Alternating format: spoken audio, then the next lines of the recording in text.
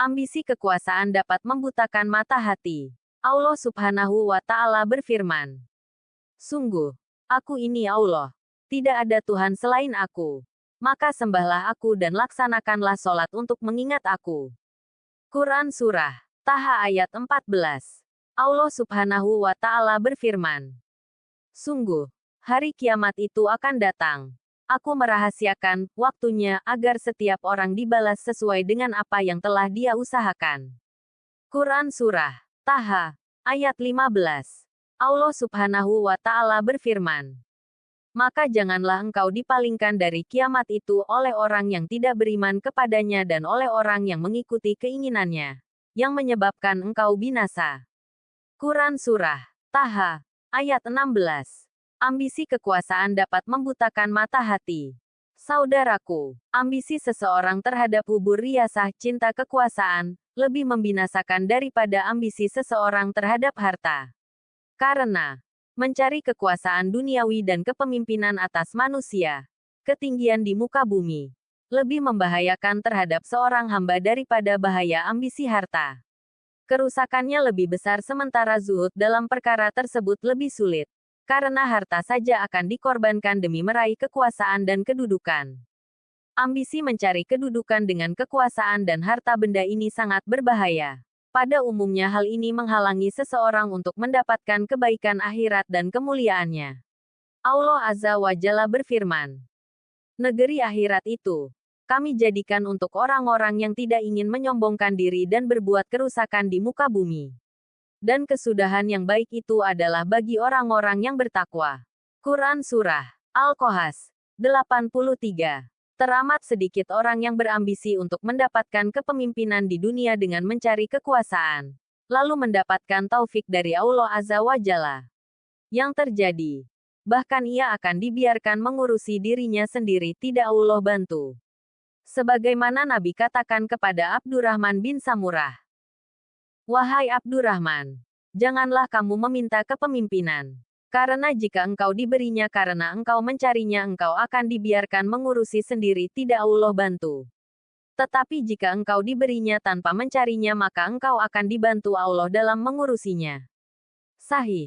Hadis riwayat Al-Bukhari dan Muslim. Saudaraku, sebagian ulama mengatakan, tidaklah seseorang berambisi kepada kepemimpinan lalu ia bisa berbuat adil dalam kepemimpinannya.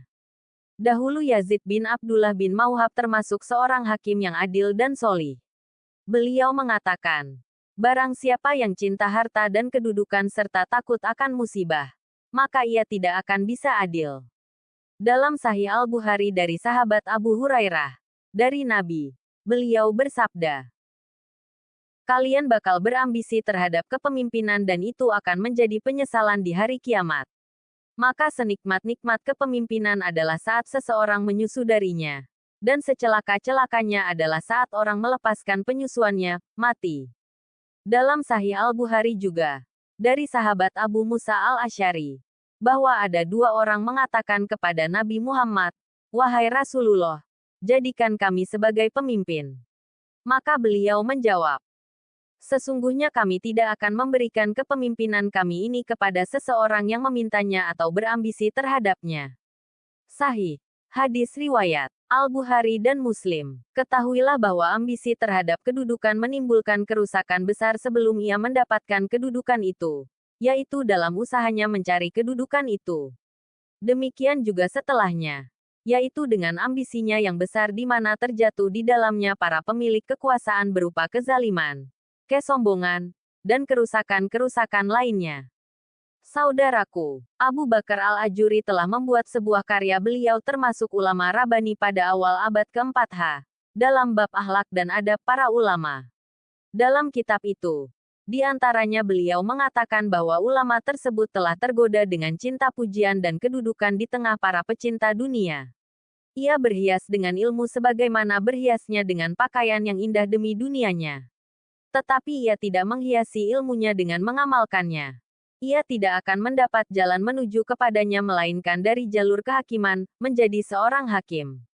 Sehingga ia pun berusaha untuk menjadi hakim. Namun ia tidak mungkin mendapatkannya kecuali dengan mengorbankan agamanya. sehingga ia pun merendah-rendah di hadapan para raja dan bawahannya. Ia pun melayani mereka dengan dirinya, memuliakan mereka dengan hartanya.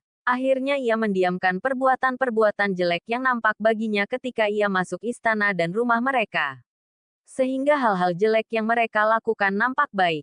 Ia mencari-carikan alasan untuk melegitimasi kesalahan-kesalahan mereka, demi menampakkan sikap baiknya terhadap mereka. Ketika ia berbuat demikian dalam waktu yang cukup lama dan kehancuran telah menguat pada dirinya, mereka pun mengangkatnya sebagai hakim. Ia laksana disembelih tanpa pisau, sehingga ia berutang budi kepada mereka, yang membuatnya harus membalas budi tersebut. Sungguh celaka orang yang ilmunya mewariskan akhlak yang semacam ini. Ilmu yang semacam inilah yang Nabi dahulu berlindung kepada Allah Azza wa Jalla darinya. Beliau juga memerintahkan agar seseorang minta perlindungan darinya. Nabi bersabda, "Sekeras-kerasnya manusia siksaannya pada hari kiamat adalah seorang yang berilmu tapi ilmunya tidak bermanfaat untuknya." Hadis riwayat As Syihab dalam musnadnya. Dahulu Nabi berdoa, "Ya Allah, sesungguhnya aku berlindung kepadamu dari ilmu yang tidak bermanfaat, kolbu yang tidak khusyuk, jiwa yang tidak merasa puas, dan doa yang tidak didengar." Hadis riwayat Muslim. Di antara kehancuran yang tersembunyi akibat ambisi terhadap kedudukan adalah mencari kekuasaan dan berambisi dengannya. Perkara ini lebih sulit dan lebih berbahaya dari sekadar perbuatan zalim. Lebih parah dan lebih pahit dari kesyirikan. Sementara kesyirikan itu adalah sebesar-besar kezaliman di sisi Allah Azza wa Jalla. Di antara bentuk ambisi kekuasaan ini adalah seorang yang cinta kedudukan dan kekuasaan. Merasa suka untuk dipuji karena perbuatan-perbuatannya, disanjung karenanya, dan meminta atau membuat orang memujinya, serta menyakiti orang yang tidak mau menyambutnya. Padahal bisa jadi perbuatannya tersebut lebih pantas untuk dicela daripada dipuji. Terkadang juga dia menampilkan sesuatu yang baik, dan senang untuk dipuji serta bermaksud dalam batinnya niat merusak, senang untuk disanjung-sanjung. Ini masuk dalam firman Allah Azza wa Jalla. Janganlah sekali-kali kamu menyangka bahwa orang-orang yang gembira dengan apa yang telah mereka kerjakan dan mereka suka supaya dipuji terhadap perbuatan yang belum mereka kerjakan. Janganlah kamu menyangka bahwa mereka terlepas dari siksa. Dan bagi mereka siksa yang pedih. Quran Surah Ali Imran 188. Begitulah indahnya kekuasaan. Kemanisannya mampu membutakan mata hati setiap orang yang berlomba ingin meraihnya. Apapun rela dikorbankan demi meraih kekuasaan. Tak peduli berapapun jumlah uang yang harus dikeluarkan.